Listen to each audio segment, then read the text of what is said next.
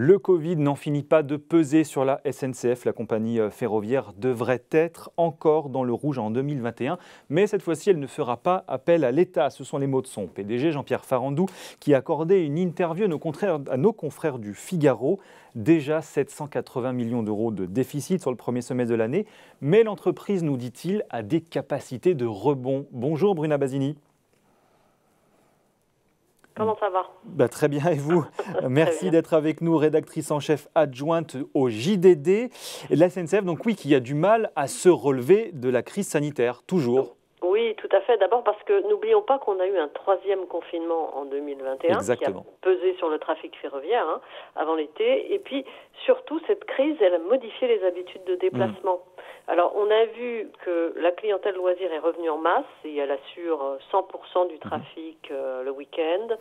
La fréquentation des TGV est également remontée grâce à elle à 90%. Mais là où le bas blesse, c'est auprès des voyageurs d'affaires. Il n'y en a que 60% qui sont revenus et or, ils représentent 40% du chiffre d'affaires. Donc, il faut les faire revenir et on constate également que beaucoup de voyageurs manquent à l'appel sur les trains du quotidien, les Transiliens en région parisienne, les TER en province. Et ça, c'est la montée en puissance du télétravail. Oui, conséquence du télétravail. Il y a beaucoup de cols blancs qui ne prennent pas le train. Et alors Jean-Pierre Farandou, d'ailleurs, qui dit pour l'instant, on ne fera pas appel à l'État. Pour quelle raison ? D'abord parce que l'État déjà a beaucoup donné. Rappelons que l'addition Covid de la SNCF pour l'État, c'est une recapitalisation de 4 milliards d'euros en 2020. Là, on l'a vu, premier semestre, 780 millions d'euros de déficit. Et après avoir perdu 3 milliards en 2020. Alors, pourquoi est-ce qu'il dit ça? D'abord parce qu'il dit qu'il croit dans les capacités de rebond de la SNCF, mais c'est aussi parce que la SNCF peut emprunter. Oui. Ouais. Et c'est finalement ce que dit Jean-Pierre Farandou, pour aller combler ce déficit et certainement les autres de l'année 2021, ils feront appel à l'emprunt. Et effectivement, pourquoi, j'allais dire, la SNCF a autant de facilité finalement à emprunter? L'État a à nouveau fait un joli cadeau à la SNCF. Il a repris 25 milliards de dettes en 2020 et il a promis d'alléger encore son bilan de 10 milliards d'euros l'an prochain, dans le cadre du pacte ferroviaire. Donc ça allège le bilan de l'opérateur qui peut à ce moment-là emprunter. Et puis il y a beaucoup de liquidités sur le marché, les taux d'intérêt sont bas.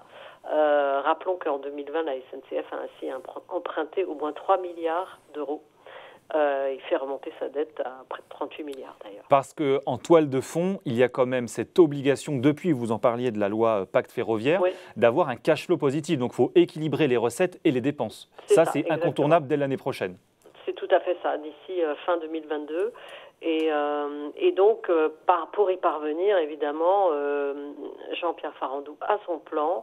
Il espère développer son chiffre d'affaires, faire un plan d'économie pour réduire ses charges et repousser certains investissements, notamment dans le matériel roulant et l'informatique. Voilà. Voilà, c'est les relais de croissance sur lesquels il mise en particulier. Alors justement, parmi les relais de croissance, on parlera de la stratégie voyageur dans un instant parce que c'est naturellement le cœur du business de la SNCF. Mais Jean-Pierre Farandou évoquait notamment les bons résultats de sa filiale logistique Géodis qui, pendant la crise, elle ne s'est pas vraiment arrêtée. Est-ce que ça, c'est une pépite justement pour la SNCF, cette filiale Géodis ? Oui, bien entendu. Et d'ailleurs, Jean-Pierre Farandou la qualifie de gagnant de la crise sanitaire. Pourquoi? Effectivement, le logisticien, d'abord, au début de la crise, il a mis en place un pont aérien entre la France et la Chine pour importer des masques.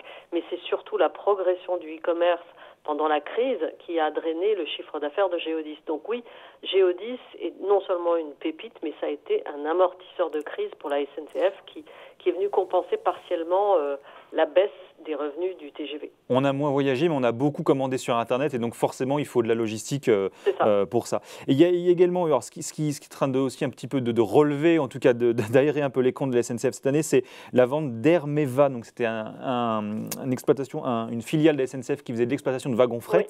Alors, défini par Jean-Pierre Farandou comme un actif non stratégique. Est-ce qu'il y en a d'autres finalement là que la SNCF pourrait liquider si besoin? Honnêtement, moi, personnellement, je n'en vois pas. Et lui-même dit qu'il n'a pas d'autres cessions en vue. Celle-là, en tout cas, a permis au groupe de réduire son endettement d'environ 3,2 milliards d'euros. Donc c'est conséquent et c'était effectivement, il a très très bien vendu cet actif.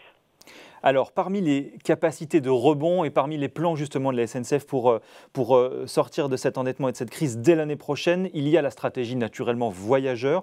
Et, le président de la SNCF qui dit vouloir doubler le nombre de voyageurs en les attirant notamment avec des petits prix. C'est de la stratégie du volume finalement, ce qui n'était pas finalement la stratégie de Guillaume Pepy il y a encore quelques années. Est-ce que ça peut marcher ça économiquement ? C'est un pari. L'idée, c'est d'enlever des voyageurs à la route. Aujourd'hui, la route, elle truste 85% des déplacements. Donc lui, il veut faire passer son stock de voyageurs de 10 à 20%. Et donc, ça suppose qu'il faut attirer ces voyageurs. Et comment faire pour les attirer ? En rendant l'usage du train moins cher et plus simple. Donc en fait, comment est-ce qu'ils ont fait pour le moment ? Ils ont vendu des cartes avantages. Ils en ont vendu 1 million. Avec évidemment des prix plafonnés, et ça a attiré 85% de nouveaux acheteurs, enfin de nouveaux clients. Et puis pour simplifier la donne, il y a une application SNCF qui est beaucoup plus ergonomique, disons, et c'est un effort qu'ils vont poursuivre. Par exemple, au printemps, la SNCF va lancer un Ouigo vitesse classique, je crois que c'est le terme, et pour attirer 1,2 million de nouveaux clients l'an prochain. Donc on fera du Paris-Lyon ou du Paris-Marseille, mais à vitesse classique, donc pas avec un TGV, mais toujours en offre Ouigo. Voilà, en offre Ouigo sur évidemment des temps beaucoup plus longs, mais c'est un pari et il faut voir si finalement ça fonctionne avec le temps. Alors ça, c'est la stratégie petit prix. Et il y a aussi ce qui avait été évoqué, le lancement d'une classe premium sur les TGV, c'est-à-dire qu'on va faire encore du plus haut de gamme que la première classe, même si ce n'est pas très compliqué. Et ça, sur certains TGV, c'est quoi l'objectif justement là ? Alors oui, c'est le plan Riposte. L'idée, c'est de lancer une classe business première avec une restauration par exemple à la place, un embarquement plus rapide, etc. Et là, les lignes qui sont visées, je vous le donne en mille, c'est la ligne TGV Paris-Lyon. Pourquoi ? Eh bien parce que c'est la ligne qui va être la première sous concurrence avec l'arrivée de l'opérateur italien Trenitalia, qui va bientôt faire rouler ses TGV sur cette ligne au quotidien. Et donc l'idée c'est de barrer la route au maximum à ses concurrents. Parce qu'effectivement, Trenitalia fait partie de ces compagnies qui proposent déjà ça, notamment sur ces lignes italiennes, en fait. C'est ça l'idée. Oui, tout à fait. Alors justement, vous l'expliquez, mais comme si ça ne suffisait pas, si je puis dire, la SNCF donc, va être concurrencée notamment sur le TGV, mais également sur les lignes régionales. Oui. Alors, quand on pose la question, et c'est ce qu'on finalement lit à travers les déclarations du président de la SNCF, on élude pour l'instant le sujet, mais est-ce que véritablement cette ouverture à la concurrence sur le transport de voyageurs sur les lignes nationales, donc qui est effective depuis maintenant 1 an, et dont on va voir les premiers résultats là dès les prochaines semaines, est-ce que ça c'est vraiment ou pas, par ailleurs, un caillou dans la chaussure de la SNCF ? Oui, je pense que c'est un caillou, même si pour Jean-Pierre Farandou se contente de parler de choc pour les équipes, c'est sa phrase. Mais effectivement, la concurrence, elle arrive d'abord sur les lignes TGV, ensuite progressivement, on va la voir arriver sur les trains régionaux, etc. C'est déjà le cas dans la région sud avec Transdev ? Alors, ça va être le cas. Ça va prendre un petit peu de temps, d'ici 2025. Il faut construire un atelier, etc. Mais effectivement, la SNCF est prise en étau sur 2 fronts. Il y a le front, évidemment, des lignes TGV qui sont les lignes les plus rentables, où cette concurrence, on va la voir à partir du mois de décembre, sans doute. Et puis, il y a effectivement la mise en concurrence avec d'autres opérateurs comme Transdev sur des lignes régionales. Et Transdev, d'ailleurs, a décroché une ligne sur la région PACA. Absolument.